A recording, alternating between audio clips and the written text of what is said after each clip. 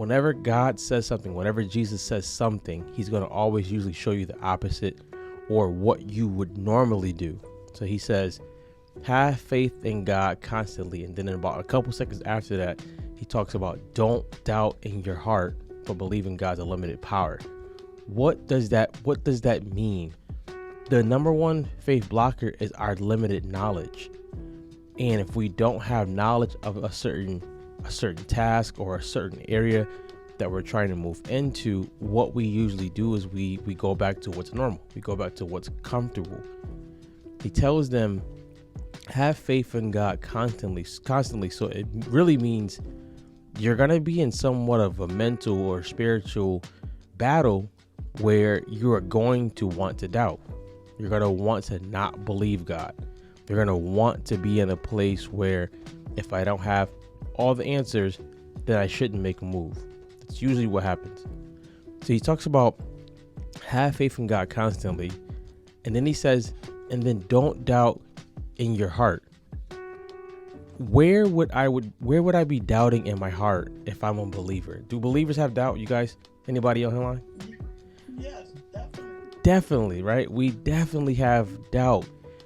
Why? Because we have a limited knowledge. We don't have all the answers. So usually when you don't have all the answers, you usually doubt, right? If someone came to you and said, hey, I'm about to give you $10 million. All you got to do is say Jesus is real. The first thing in your head is going to be like, what is attached to this money?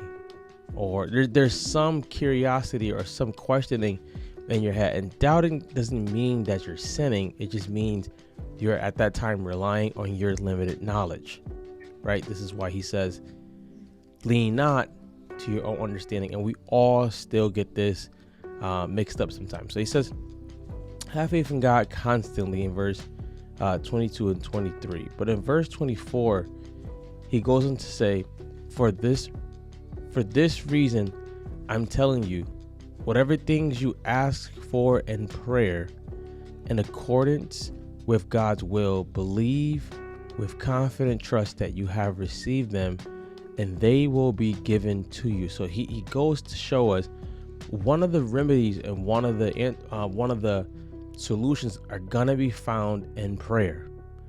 Believe that you receive them is the first part. And he says, and ye shall have them.